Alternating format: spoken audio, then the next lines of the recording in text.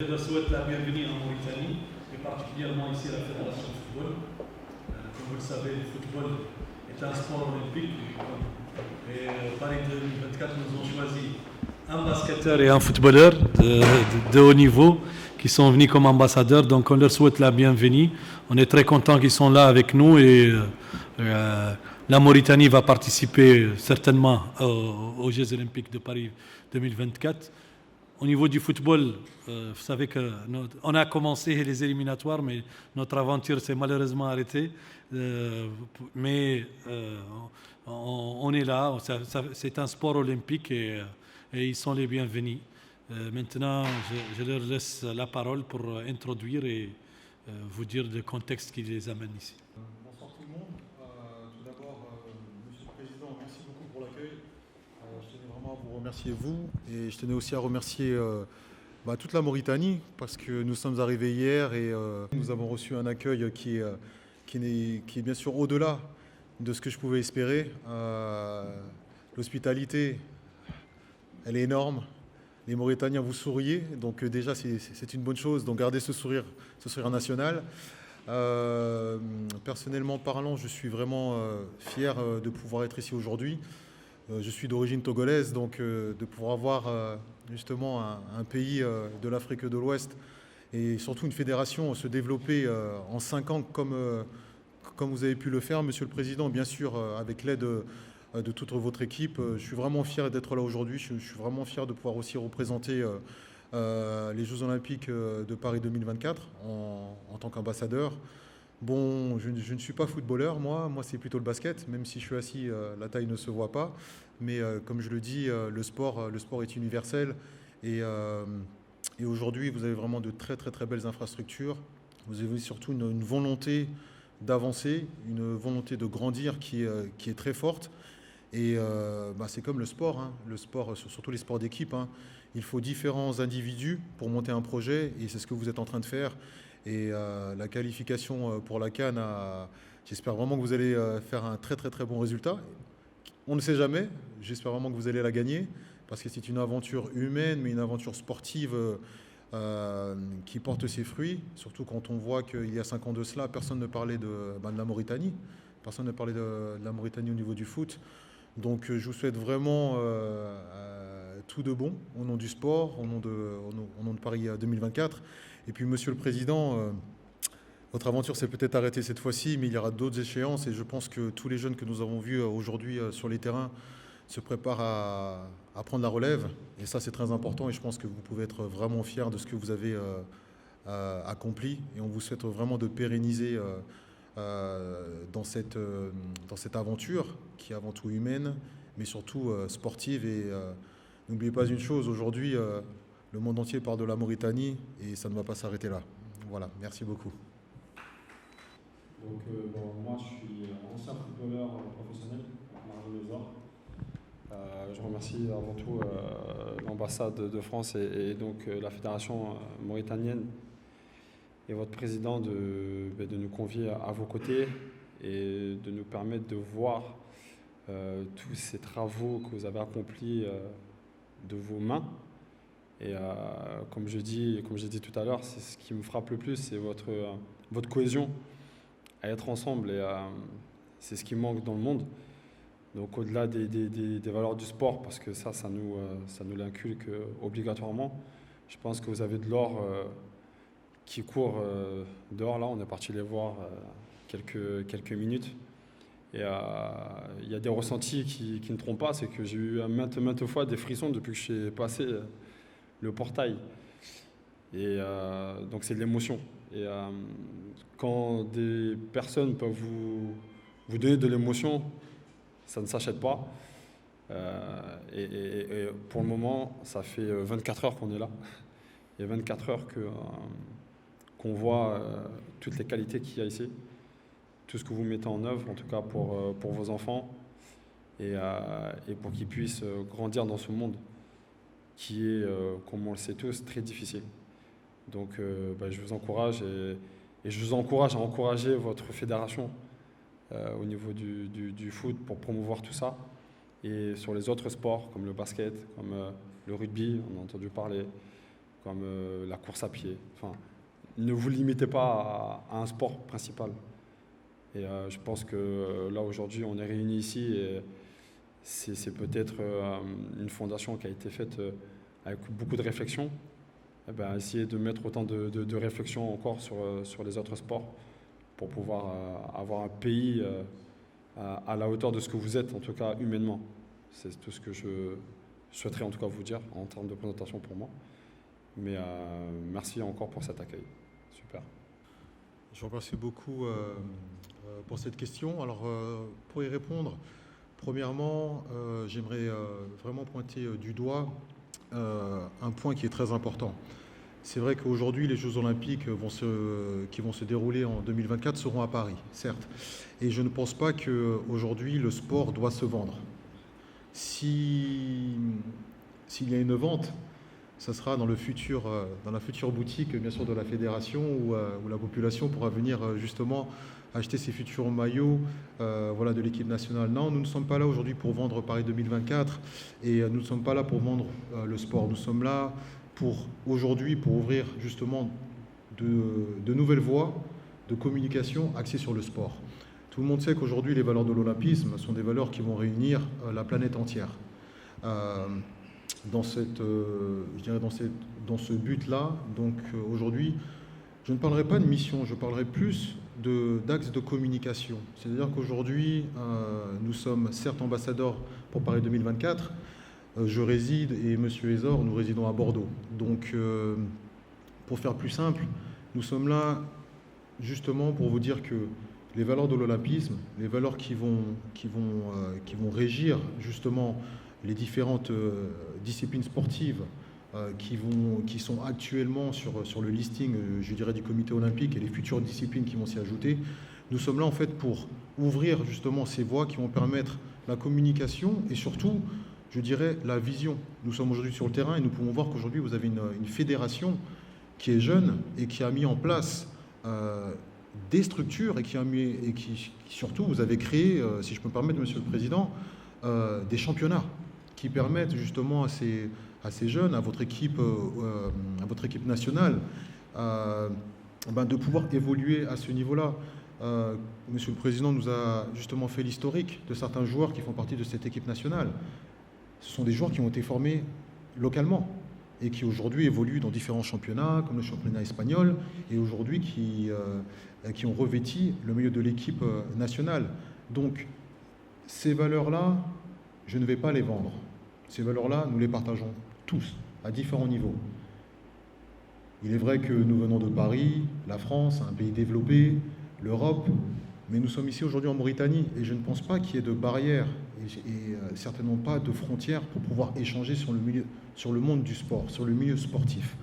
Les valeurs de l'olympisme aujourd'hui sont des valeurs d'intégration, des valeurs d'union, des valeurs de partage et surtout des valeurs où toute discipline et tout sportif vont se retrouver dans 5 ans dans un village olympique où il y aura, je l'espère, des représentants du sport mauritanien. Ce ne sera peut-être pas le foot, mais ça peut être d'autres disciplines d'ici là.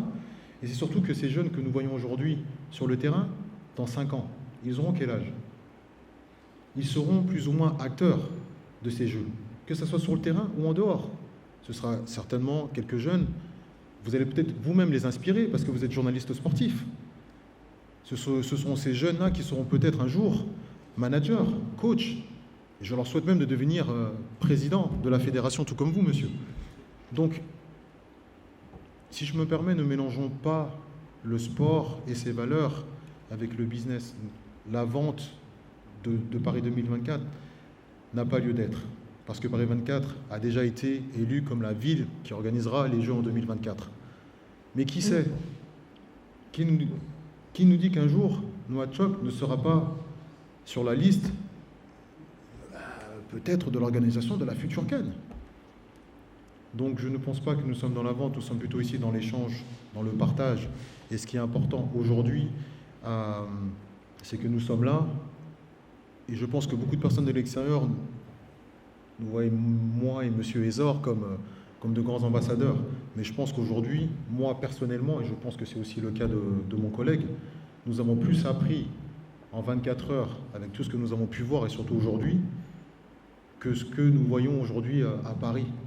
Parce que nous voyons aujourd'hui qu'il y a une communion, qu'il y a une union, et que vous avez un but commun. Et quand j'entends que les régisseurs, voilà, que les régisseurs TV aujourd'hui, c'est eux qui ont quand même monté le studio, quand j'apprends que tout le staff, nous partons du centre de formation, qu'il y a aussi des anciens joueurs, voilà, qui ont mis la main, voilà, dans cet édifice. Je vois toutes les valeurs qu'on retrouve dans le sport, c'est-à-dire des individus qui sont là pour un projet commun. Et ce projet commun aujourd'hui, c'est de faire évoluer le football en Mauritanie, et vous êtes sur la bonne voie. Avant tout, vous avez un modèle vivant de partir de nulle part et arriver à quelque chose. Maintenant, il faut le solidifier, il faut le consolider, il faut le structurer. Mais je pense qu'une fois de plus, là où on est actuellement, c'est représentatif de tout. C'est-à-dire, on fait une conférence de presse, c'est ici. Je veux dire, ces structures-là vous montrent à quel point on peut faire beaucoup de choses si on est en cohésion ensemble. Moi, j'invite même les autres sports à pouvoir justement pas, je ne vais pas dire jalouser, mais au contraire prendre enseignement auprès de la fédération. Parce que je ne suis pas le seul à le dire, Didier Drogba l'a dit, Samuel Eto'o l'a dit, on connaît les hommes qui peuvent être et tout ce qu'ils ont vu dans leur carrière, que ce soit football, mais autres sports aussi. Donc je pense que la fédération mauritanienne a toutes ses capacités pour aller au-delà du football et inculquer à d'autres fédérations tout ce qu'ils ont mis de bien en œuvre ici. Et je tenais à rajouter un point. Comment est-ce qu'aujourd'hui, les autres fédérations, que ce soit le basket, le rugby, l'athlétisme, comment est-ce qu'on peut justement développer ces fédérations pour qu'elles arrivent à un niveau de structuration et de professionnalisme concret? Tout simplement, il n'y a pas de honte aujourd'hui à ce que le président de la fédération de basket, que je vais rencontrer demain, si je devais lui dire s'il y avait une formule magique, je dirais tout simplement, il n'y a pas de honte à prendre exemple sur une personne, une structure qui fonctionne. Et quand je dis prendre exemple, ça ne veut pas dire copier. Ça veut dire tout simplement aller chercher les informations où les fondations ont été basées et où les fondations sont concrètes. Et c'est comme dans le monde du business. Je sais que, Monsieur le Président, vous venez du milieu de la pêche. Un pêcheur qui est là, qui a sa canne à pêche et qui envoie l'hameçon. Après, bien sûr, il y a différents types de pêche. Qui envoie l'hameçon, qui lance 10 fois, 15 fois, il n'y arrive pas. Il n'y a rien qui mord. Et sur sa gauche, il va avoir un petit garçon. Le petit garçon qui vient là au même endroit pendant 10 ans de sa vie. Le petit garçon lance sa canne à pêche. Il attrape. À droite, donc l'ancien, comme on dit, puisque nous sommes en Afrique, parce qu'il y a ce respect justement des jeunes et de l'ancien. L'ancien, regardant le jeune, mais va le regarder en disant, mais comment est-ce que ce petit jeune-là arrive à attraper quelque chose alors que moi je suis là avec la meilleure canne à pêche au monde, avec le meilleur matériel, mais j'y arrive pas. Qu'est-ce qui empêche cette personne de demander à l'enfant comment est-ce qu'il fait? Et il faut se mettre dans des situations et surtout arriver à prendre du recul et regarder le point de départ. D'où est-ce que, Monsieur le Président, d'où est-ce que la Fédération a commencé? Je le dis depuis cet après-midi, je suis impressionné en fait, parce que ça fait que 5 ans que vous existez réellement. 5 ans, ce n'est rien. Mais regardez en 5 ans tout ce que vous avez pu bâtir. Un projet prend du temps, tout comme la vie d'un homme. Nous avons tous été nourrissons, enfants, adolescents, adultes, parents, et on deviendra tous à un moment donné, enfin en tout cas je vous le souhaite à tous, grands-pères et fiers. Et nous allons transmettre à nos petits-enfants. Aujourd'hui, vous êtes à la genèse, à la base de l'histoire du foot mauritanien. Mais ce n'est pas que le foot, c'est le sport mauritanien. Donc maintenant, aux autres fédérations, aux autres présidents, cette cohésion que le foot a pu créer, si moi j'avais une question à vous poser, c'est pourquoi eux ne peuvent pas le faire? Et là, c'est l'humain qui parle.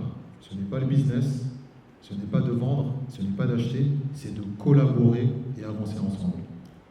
Les 100 ans des Jeux Olympiques, je vais reformuler, c'est-à-dire depuis 1924, lors de la campagne de candidature justement des Jeux, Paris était donc en bataille avec Los Angeles. Donc c'est vrai qu'on partait de loin, c'est-à-dire qu'à cette époque-là, il y avait une bataille médiatique, voilà, sur les réseaux sociaux. Et c'est vrai que les États-Unis est un pays qui est bien plus vaste et bien plus grand que la France. Donc je ne vous cache pas qu'on était derrière. On était derrière. Que ce soit sur Twitter, sur Facebook, les Américains étaient en avance. Qu'est-ce qui a fait la particularité de cette candidature? C'est que Paris a vraiment mis le point sur le fait qu'en 2024, comme vous l'avez dit, on allait fêter les centenaires des Jeux Olympiques en France, et c'était une date qui était symbolique. Et je ne sais pas si vous avez un peu suivi la campagne de candidature. C'est la première campagne de candidature qui a été en fait dirigée par des sportifs. Et quand je dis sportifs, je ne dis pas que sportifs professionnels, sportifs amateurs et sportifs semi-professionnels. Donc il y a eu une mobilisation de tous les sportifs, c'est-à-dire même des sportifs du dimanche, si je peux me permettre, autour de cette candidature. Et c'est symbolique. Pourquoi? Parce que les Jeux Olympiques sont le rendez-vous mondial du sportif. C'est-à-dire que tout le monde entier vont avoir les yeux rivés sur cet événement. Qu'on aime le foot, qu'on n'aime pas le foot, qu'on aime la marche à pied, qu'on aime l'athlétisme, qu'on aime le rugby, c'est une cohésion. C'est une cohésion universelle. Et quand on parle d'universel, un centenaire, ça se fête, mais c'est une occasion qui arrive une fois dans la vie d'un homme. Personnellement, j'espère que je vais vivre jusqu'à 100 ans, je vous le souhaite à tous, mais bon, les statistiques aujourd'hui nous prouvent que ça va être difficile. Donc 100 ans vont marquer vraiment le pas certes pour nous Français, parce que d'avoir les Jeux à Paris, c'est quelque chose qui est grandiose, et moi-même en étant sportif et je dirais grand rêveur, je n'aurais jamais pensé pouvoir faire partie de cette aventure. Mais en plus de ça, c'est vrai que Paris est une ville historique, c'est une ville qui mixe modernité et surtout une histoire. Vous allez avoir des sites à Versailles, l'équitation, donc je pense que ça va donner cette petite touche prestige. Vous allez avoir la Tour Eiffel, le Trocadéro, les Champs-Élysées. Donc je pense que les Champs-Élysées est la plus belle avenue du monde, comme on dit, mais je pense que Paris est la ville qui mérite vraiment de pouvoir relancer et fêter son centenaire en 2024. Très bonne question, parce que j'ai participé à l'époque avec l'équipe de France U20 aux qualifications des Jeux Olympiques. On a perdu, donc on ne gagne pas tout. Mais on a encore des choses à apprendre, surtout aux jeunes. Alors après, c'est vrai que c'est pas quelque chose d'inculqué de se qualifier pour les Jeux Olympiques. C'est malheureux parce qu'on rêve tous de côtoyer Usain Bolt. Et d'ailleurs, tous les grands footballeurs ont joué et ont fait les Jeux Olympiques. Donc on va dire que c'est vrai que au niveau du football, c'est pas nos attentes prioritaires, malheureusement. Bon, après, ça reste encore une fois des priorités. Donc peut-être qu'un jour la France viendra à gagner ces Jeux Olympiques. Je pense que pour Paris 2024, ils vont préparer quelque chose d'intéressant pour justement gagner une nouvelle fois un titre en France. Donc ça sera la deuxième fois. Je pense qu'ils préparent quelque chose. Je peux rien dire encore. Pour notre programme, en effet, nous allons rencontrer la fédération de basket. Nous allons aussi visiter le centre de formation. Donc aujourd'hui, nous allons visiter certes les infrastructures de la fédération. Je vais aussi me rendre avec Marvin donc au centre de formation basket. Nous avons aussi prévu d'aller à Riyad, voilà dans le quartier de Riyad. De ce que nous avons pu comprendre, c'est un quartier quand même qui est défavorisé. Et personnellement, pour moi, voilà, comme on dit en France, je ne suis pas né avec une cuillère d'argent dans la bouche. Donc pour moi, je pars du principe que grandir dans des quartiers défavorisés, en tout cas pour moi personnellement, ça a été un avantage. Parce que j'ai eu des bases solides de respect et de travail. Et aujourd'hui, vous me l'avez dit, Monsieur le Président, et ça a été la première anecdote justement que vous avez mentionnée sur les trois joueurs aujourd'hui qui évoluent dans le championnat espagnol viennent de Riyad. Tous les trois. Viennent de Riyad. Et j'aurais aimé pouvoir rencontrer tous les présidents de fédération du rugby, de l'équitation. Mais si je devais choisir, je préfère aller à Riyad. Pourquoi? Parce aujourd'hui, je vais avoir 39 ans. Et il y a 30 ans de cela, j'étais ce petit garçon qui regardait son écran de télévision. Bon, à l'époque, on n'avait pas beIN Sport, RMC, on n'avait pas accès à toutes ces chaînes. Et je veux, moi personnellement, et je pense que Marvin aussi, je veux pouvoir aller voir justement ces enfants. Parce que l'histoire, elle se réécrit, et l'histoire, elle est vraie. L'anecdote que vous nous avez mentionnée, elle est là. Ces joueurs aujourd'hui font partie de l'équipe nationale. Donc je pense que ce sont des vraies sources d'inspiration. On l'a encore vécu tout à l'heure, et j'en ai eu des frissons. Et aujourd'hui, à 39 ans, et en étant ambassadeur pour Paris 2024, je pense que l'influence que je peux avoir justement sur ces jeunes de quartier qui, demain quand ils vont se lever, je ne sais pas si on leur a dit, je ne sais pas si on leur a dit qu'on venait, mais de voir la lueur qu'il y aura dans leurs yeux, dans leur regard, je pense que ça vaut tout l'or du monde. Et de pouvoir apporter cela, pour ne pas porter offense aux autres présidents de fédération, bien sûr, mais chaque chose en son temps, et j'espère vraiment qu'on aura l'opportunité de revenir. En tout cas, si l'opportunité est là, je peux vous garantir que je reviendrai avec grand plaisir, parce que c'est aussi la mission de l'olympisme, et non pas parce que Paris 2024, mais je pense que c'est la mission de tout sportif professionnel aujourd'hui de pouvoir inspirer les jeunes générations, parce que tous ces jeunes qui sont sur le terrain aujourd'hui, ils ont un objectif qui est sûrement de devenir footballeur professionnel, mais avant tout c'est d'avancer chaque jour, jour après jour, de devenir une meilleure personne, de devenir un meilleur être humain. Et de voir ces sourires, ces yeux émerveillés, voilà, brillants comme 1000 étoiles dans le ciel, pour moi c'est la priorité. Voilà. Et ce sont les valeurs que nous retrouvons aujourd'hui dans le sport et que j'espère qu'on va continuer à transmettre et à faire vivre au travers justement du foot, du basket, de l'équitation, du rugby, du curling, voilà, de tous ces sports-là aujourd'hui, voilà, qui voient le jour.